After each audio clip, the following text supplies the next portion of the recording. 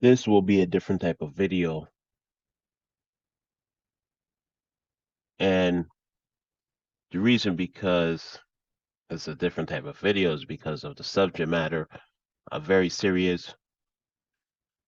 When I think about cases like Dr. York, Africa Bambaataa, R. Kelly, and I look at the aftermath, not so much with Africa Bambaataa because there isn't an aftermath, he hasn't been charged, but the other two cases more specifically, and how people continue to defend these people and make excuses for degenerate, indespicable, treasonous behavior against the children of the community. Um, I wonder if we could really be safe as a community with this underlying issue. For me, I've never been essayed or anything taken advantage of, but for me, I feel like people who are the most vulnerable, in my humble opinion, are women and children, no matter what. Children especially, and it's very important to deal with these tough issues and have the conversations. So when we see people continue to defend people who have been convicted, I mean, even without the conviction, with all the information that's already come out, especially if you look at African Mabata, since he hasn't been convicted, there is currently a civil case going on now that is going on. That is going on. I will leave a link to about that case in the description box. But it's very concerning to say the least. It's very concerning.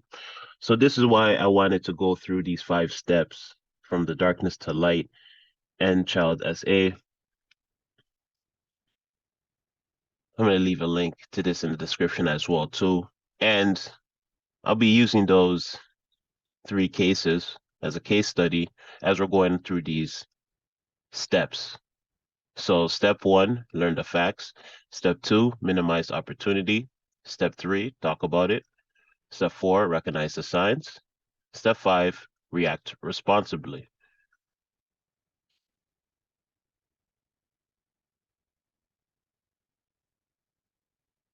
To go through step 1, understanding the facts about child SA can help you better protect the children in your life.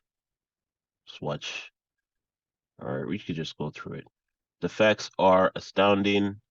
1 in 10 children are SA'd before their 18th birthday. 30% of children are abused by family members.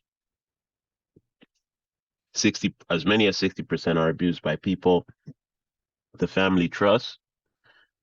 About 35% victims are 11 years or older. Nearly 40% are abused by older or larger children. What about stranger danger? Interesting. Research shows that the greatest risk to children doesn't come from strangers, but from friends and family. About 10% of children who are SA'd are abused by strangers. Only 10%. People who abuse children look and act just like everyone else. In fact, they often go out of their way to appear trustworthy, seeking out settings where they can gain easy access to children, such as sports leagues, faith centers, clubs, and schools. Mm, mm, mm. So, Dr. York specifically, he had a community. R. Kelly, he didn't really have like any of these, but he did it in the guise of making the girls stars. African Bambaataa, allegedly, he had like the boys he was using, he was recruiting them for the Zulu Nation. Not everybody in the Zulu Nation is has been abused, but that's what has been alleged. It impacts everyone. It is a root cause of many health and social problems we face in our communities. Consequences to children and to our society begin immediately. 70 to 80% of SA survivors report excessive drug and alcohol use. One study showed that among male survivors, 50% have idle thoughts and more than 20% attempts eyed. Young girls who are sexually abused are more likely to develop eating disorders as adolescents. Both males and females who have been SA'd are more likely to engage in commercial eggs activity, prostitution. The CDC estimates that child abuse costs us billions annually. Sexually abused children who keep the abuse a secret or who tell are not believed are at greater risk for psychological, emotional, social, and physical problems, often lasting into adulthood. Well, even after the secret has come out, when we look, I mean, we could look at all the cases, but specifically with the Africa Bambaataa case, psychological, emotional, everything was being played out on social media. So we seen everything in real time. It was messy. It was not a clean sight. It was a lot of distraction from the actual target, which was Bambaataa. I don't want to put any names out there because, like I said, the civil case is still going on. So no matter what distractions going on, it will still continue, at least that one case, to put some type of accountability, because by the end of the day, it's about accountability. But because of all of that, what happened after specifically Ronald Savage, Beestinger, and Hassan Campbell, Poppy, after they came out, after they were attacked, basically, the counter propaganda, Hassan, it's obvious that he was going through a lot with what had happened coming out and everything. He was attacking people, people were attacking him. He had gotten a beef with Ronald Savage. He got in beef with Star, got in beef with Layla Wills. There's gotten beef with a lot of people that gave him a platform. Senator as well too. But really, to keep it a buck, Senator was really the first one to go back on Hassan Campbell and just basically try to discredit him. So he started the wildfire, I have to say, being an observer of everything going on. So those issues sends a message to the other people who are abused, who might want to come up with their story, but after seeing everything that has unfolded, and I'll just have to say, once the bloggers started to say that Hassan and Ronald were lying, that's when everything went south. You know, I'm not trying to defend Hassan, but he's been through a traumatic situation, and everyone wants to make it seem like he did it willingly as an adult.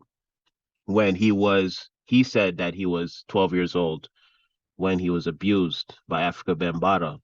So it is what it is. You could believe what you want to believe. You could believe the little clips or whatever. But that whole situation, if you really think about it, that's really the first time um we've had a situation like this unfold that had to do with Black boys.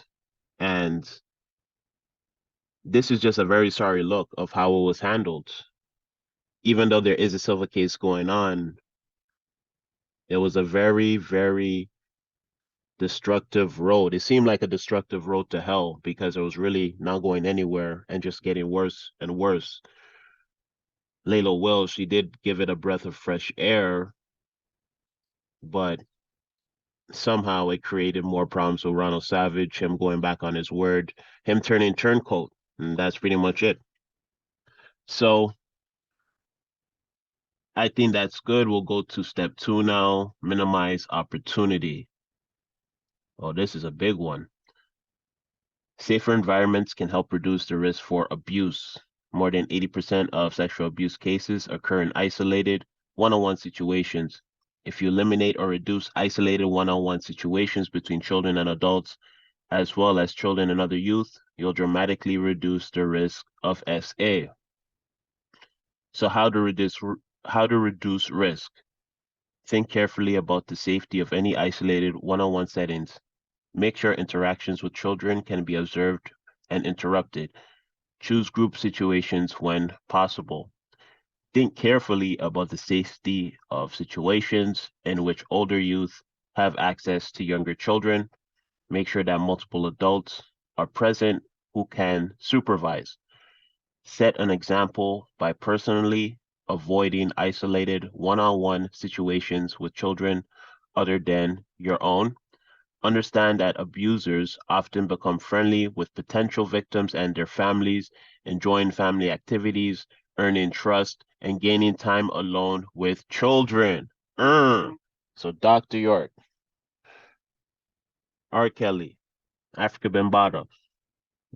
R. Kelly and Africa Bambaataa, there were stars, basically. So they had the influence of not being in Hollywood, but being close to Hollywood, being amongst the stars, having a career, being able to help other youth as well too. Dr. York, he had a whole community of people who believed in him, believed in his vision, became members of his organization, the Nuwapians. There's a bunch of different names over time, but it's a big one. Monitor children's internet use. Offenders use the internet to lure children into physical contact, to catch a predator. What more can I say? Create and lobby for policies that reduce or eliminate isolated one-on-one situations in all youth serving organizations. These policies should ensure that all activities can be interrupted and observed. Talk with program administrators about the supervision of older youth who have responsibility for the care of children. Insist on screenings that include criminal background checks, personal interviews, and professional recommendations for all adults who serve children. Avoid programs that do not use all of these methods.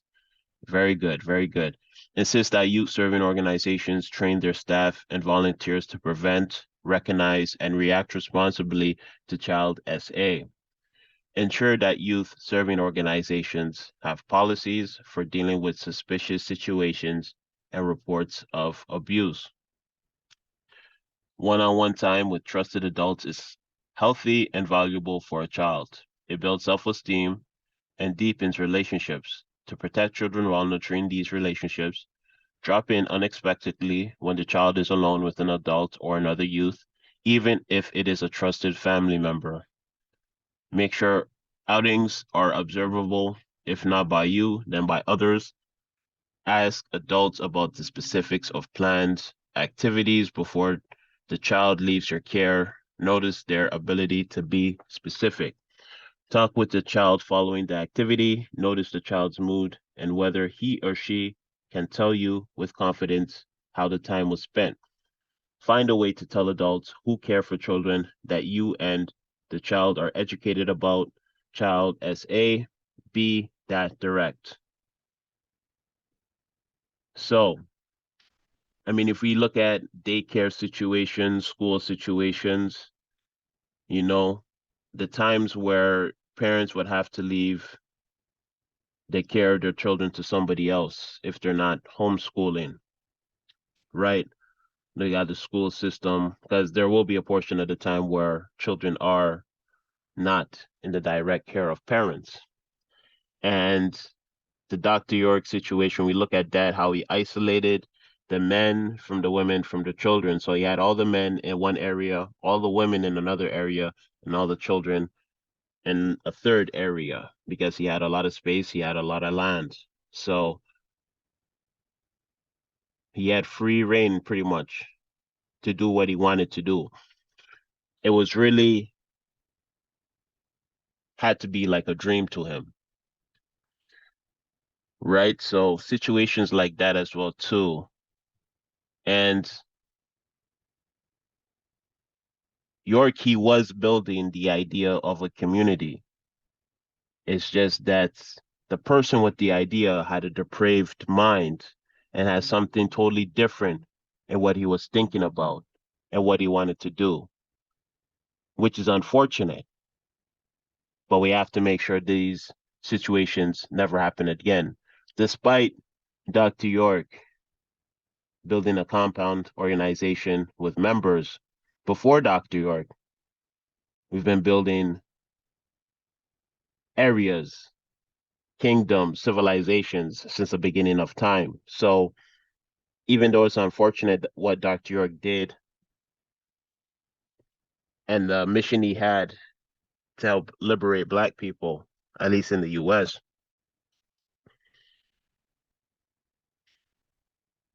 I don't think, I mean, if we look at that and analyze it properly, 100%, as we continue to build,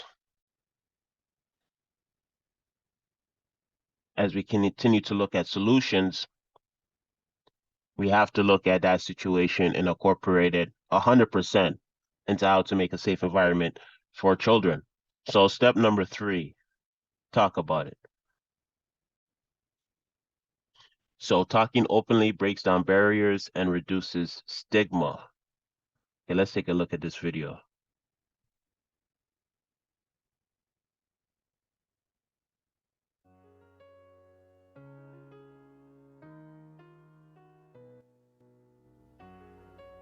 Tell children what parts of the body others should not touch. Use examples with situations and people. But I got this idea that I was going to put on, we were in dark blue uniforms at the time. And so I put on a white pair of shorts and over top of my uniform, and then I put a white t-shirt on, and I folded the t-shirt up underneath my breast, and I flipped the top over so it was just covering my breast area. It looked totally ridiculous in that dark blue uniform. And the kids, they just laughed and carried on about what was going on. But I explained to the kids real briefly that the areas that I have covered in white, these are my private areas. No one's to be touching them. And if someone does, tell a trusted adult. Simple. And so I started having that conversation and saying, these parts of your body are really, really special, and it's not appropriate for anybody to touch you here. And when I say anybody, I really mean anybody. And don't worry about the fact that it might be somebody you like or somebody you trust. Let me make that decision. Let me decide, me or Dad decide, if that was the right thing. And so if anyone ever wants to keep a secret with you from mommy or daddy, or keep a secret from anybody else, then that's something that should send a little red flag to you that you should come and talk to mommy or daddy about that. Parents need to tell their kids about the act of sex by the age of 8. I say 8 is great. And parents look at me like I'm absolutely crazy that I would even consider talking to my kids by the age of 8 about what sex is. But I tell you this, it happens on the playground around 3rd or 4th grade. And 8th is 2nd or 3rd grade. And you want to be the person to tell your kid about sex because you want to be the go-to person when it comes to anything about sex and sexuality.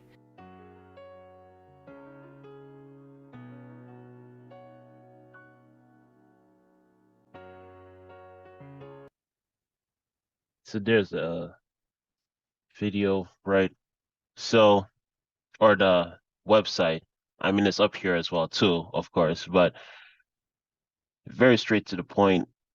Teach children that it is against the rules for adults to act in a sexual way with them and use examples. Teach them what parts of their bodies others should not touch. Be sure to mention that the abuser might be an adult friend, family member, or older youth. Basically, going through everything she just said, pretty much. Use everyday opportunities to talk about SA. Be proactive. If a child seems uncomfortable or resistant to being with a particular adult, ask why, right? So she said at 8 years old, should be talking about it with them. Very interesting. Yeah, if you really look at all the cases, now I'm thinking about, I'm pretty sure on all the cases, in all 3 cases, the victims were older than 8 years old. So I would say she's on point with the 8 years old. Yeah, I'll definitely say she's on point. Understand why children are afraid to tell. The abuser shames the child, points out that the child let it happen, or tells the child that his or her parents will be angry. Abuser shames the child, points out that the child let it happen, or willing participant maybe. The abuser is often manipulative and may try to confuse the child about what is right or wrong and tell them the abuse is a game. The abuser sometimes threatens to harm the child or a family member. Some children who do not initially disclose abuse are ashamed to tell when it happens again. Children are afraid of disappointing their parents and disrupting the family. Children often love the abuser and don't want to get anyone in trouble or end the relationship. Children are too young to understand how children communicate. Children who disclose sexual abuse often tell a trusted adult other than a parent. For this reason, training for people who work with children is especially important. That's a big key right there. Children may tell portions of what happened or pretend it happened to someone else to gouge adults' reaction. Interesting. Children are often shut down and refuse to tell more if you respond emotionally or negatively. Very deep stuff, very deep psychological stuff here. I mean, I don't have too much to add to it. What else can I do? Talk to other adults about sexual abuse.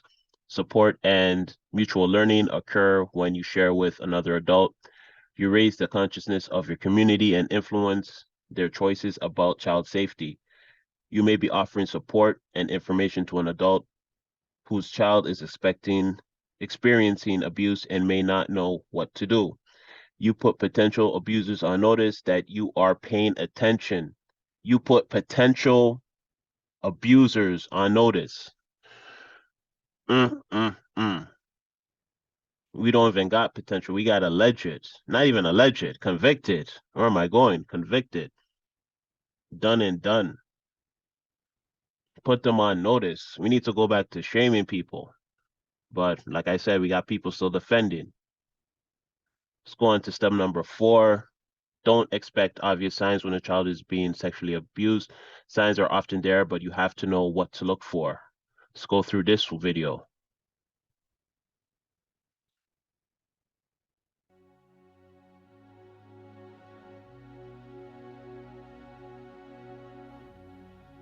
Sexually abused children are at greater risk for psychological, emotional, social, and physical problems, often lasting into adulthood. Mental health issues, trauma, PTSD, depression, anxiety, substance abuse, diminished self-esteem, difficulty managing emotions. Eating disorders, children becoming delinquent. I drank every day. And so it's really hard to be a junior in high school drinking every day and function. I started getting sick all the time. I started having weird headaches. At the age of 16, I became a teenage mom without any resources to provide for myself. I could not provide for my daughter. I sent her to stay with her father, and I was devastated because I felt that not only did my mom not raise me, now I am repeating that. You know, I had to be an Olympian, I had to be a 3-time medalist in order to stand in a room full of people and feel like I had value. And, you know, when I look back too, I think I kind of went through a lot of women too, just to always prove for myself, my sexuality and things like that. So for me, that was my coping mechanism, to emotionally shut down and just expect the worst from everybody. It took me 10 years to figure out that sex is not just something you do. You know, sex is a special bond. And somebody just took that from me.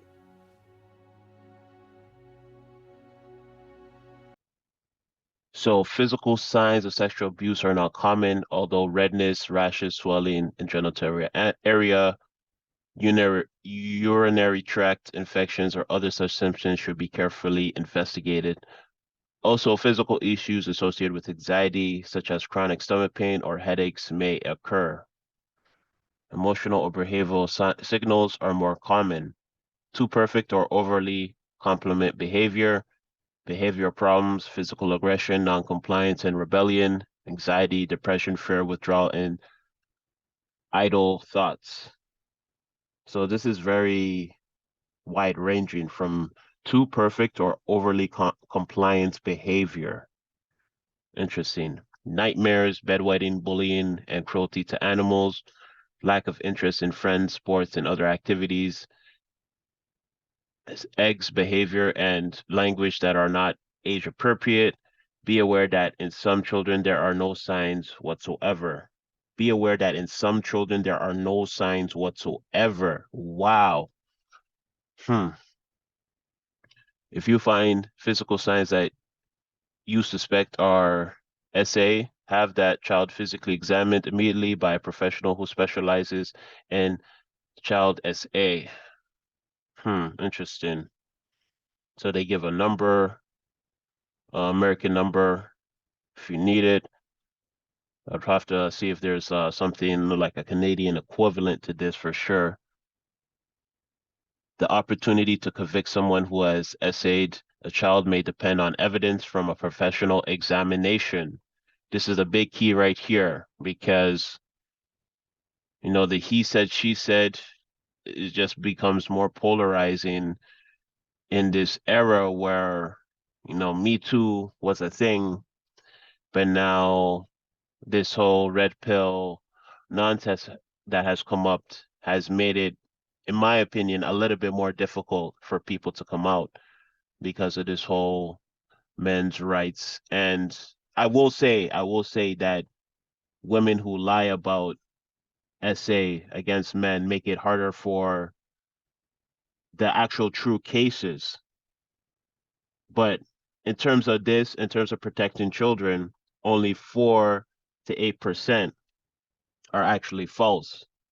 So it is a little bit different, but I just wanted to point that out because there's this whole thing. Should you believe women right away? Like what is actually should be looked at? The facts should be looked at, the circumstances should be looked at, the circumstantial evidence should also be looked at as well too. And in my opinion, should be able to get some type of judgment of what's going on.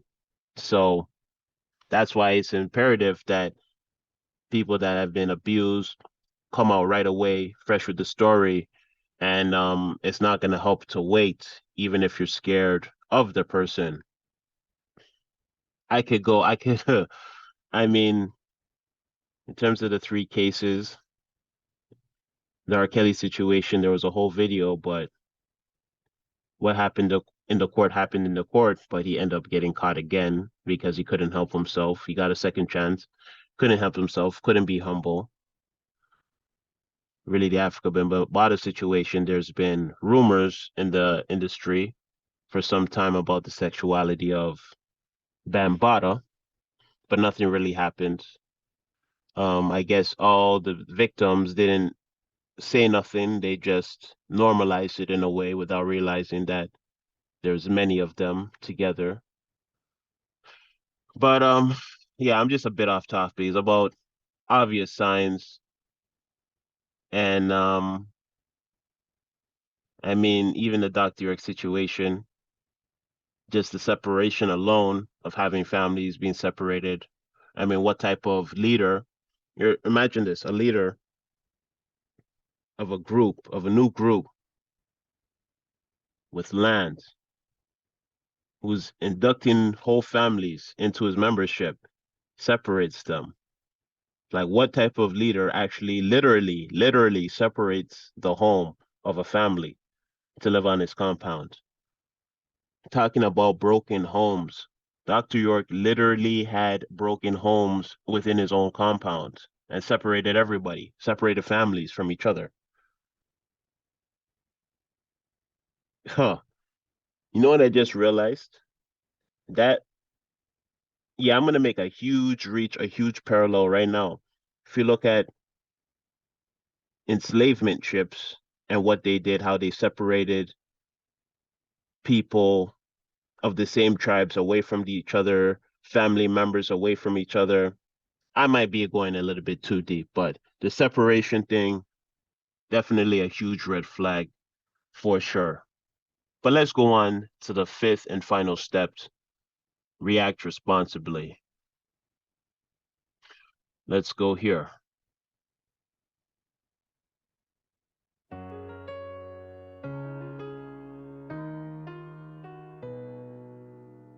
With child sexual abuse, we see boundary violations and red flag behavior much more often than we see direct sexual contact. So first, we must notice the unsafe behaviors of people who offend, and we have to trust our feeling that something doesn't seem right. I think some of the behaviors that fell into the gray area of the risky behaviors were things like, he was really touchy-feely. He would always put his arm around me if I was sitting next to him, or put his arm behind me or something like that. I remember one time my grandfather was in town, and he told me, he said, I was really upset. And I said, why? He said, because you ran and sat with Mr. Bob instead of me, and he put his arm around you, and I just thought it was weird. Through the grooming process, you are facing escalating abuse, escalating violence, and it's being alternated with rewards. Your uncle comes over, you sit on, he asks you to sit on his lap, you sit on his lap, he gives you love, and that feels really good, and then the next day he comes over, you sit on his lap, he gives you love, and that feels really good, but then he puts his hand on your leg, right? And then you go out for ice cream. The parent should know that they are being groomed. Are they spending time with me so they can spend time with my child? The individual who calls up for the date, takes you out on a date, and says, the next date, let's take your little baby, let's take little Johnny or little Mary to the zoo, right? So they start using that parent to get to the child. So, I mean, I didn't want to say it, but she said it herself. That uncle, man. Disclosure, discovery, and suspicion of SA provide opportunities to intervene on behalf of a child. So, don't overreact. If a child breaks an arm or runs a high fever, you may stay calm and where to seek help because you've mentally prepared yourself. Reacting to child SA is the same. When you react to disclosure with anger or disbelief, the child will likely feel even more ashamed and guilty, shut down, change or retract the story when in fact abuse is actually occurring. Change the story to match your question so future tellings appear to be coached. This can be very harmful if the case goes to court. Very few reported incidents of child SA are false. 4 to 8%, they said. Offer support. Think through your response before you react. You'll be able to respond in more supportive manner.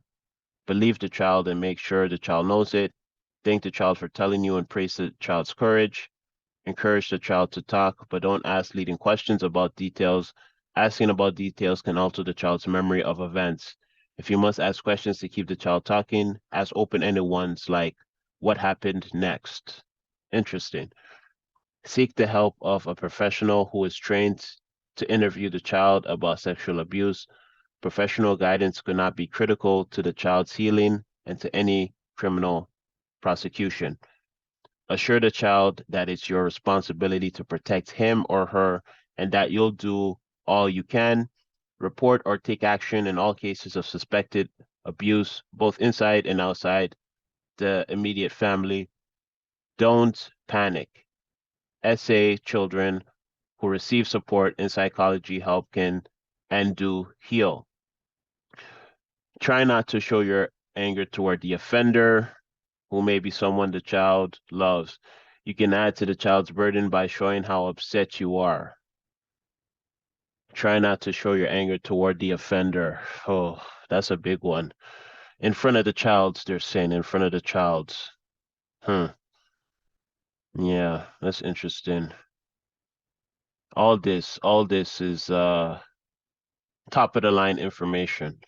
Discovery of SA. Discovery of SA means you've witnessed SA acted by an adult or youth with a child, or you know by some other means that abuse has taken place. Report your discovery immediately to law enforcement. Tell the child's name and where he or she lives. Tell where you were. Tell where you are at the present time and where your child is and where the offender is, if known. Tell what the child said to you. Tell what interactions you saw between the alleged offender and the child. Tell what other behaviors, if any, you've observed in the alleged offender. Tell what signs the child you've seen. Tell what access the alleged offender has to the child. And remember, if you discover child's corn, you've discovered SA.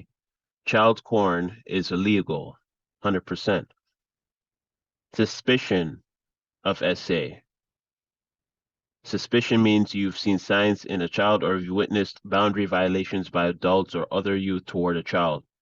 Set limits, ask questions. If you are a bystander who witnessed a boundary violation or see a situation in which a child is vulnerable, it's not important to know the intentions of the person who crossed the boundary. What is important is that you enforce the boundary even if you are not in front of others or in a public setting.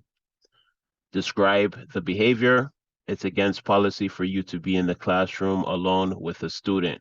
Boom. Set a limit. You need to take your conversation to the student lounge. Move on. I'm on my way there now, so I'll walk with you.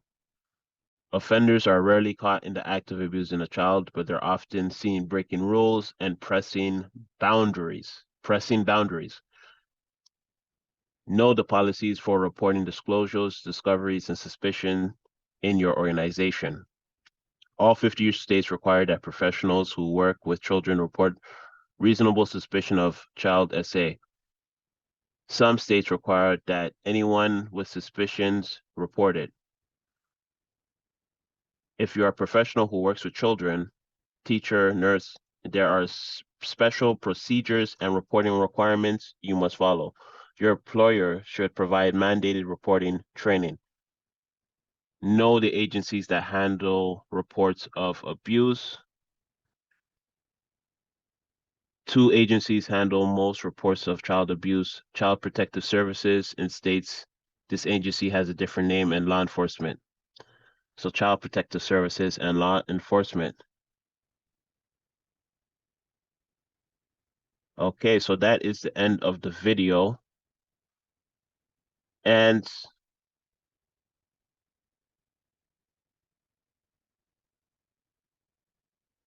prevention training featuring real people and real stories about protecting children from sexual abuse.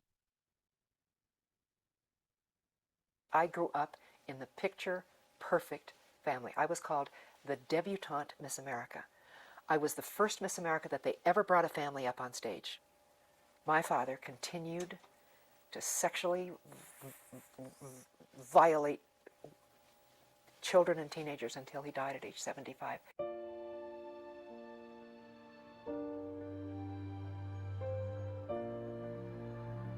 I still cannot even say what really happened, other than he had sexual acts with me and had me perform it, but I still can't say it.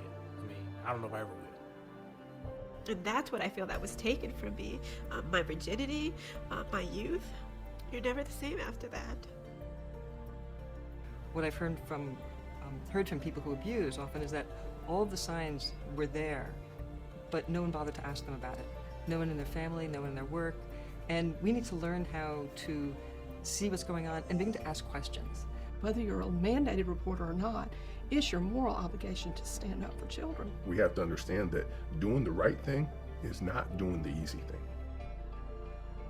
Law enforcement is never going to investigate their way out of these type of crimes, these crimes against children. It's only through prevention that we can help stem the tide.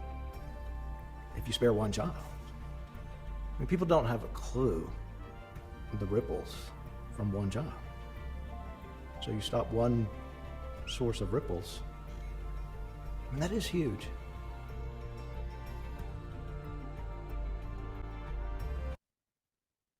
Yeah, so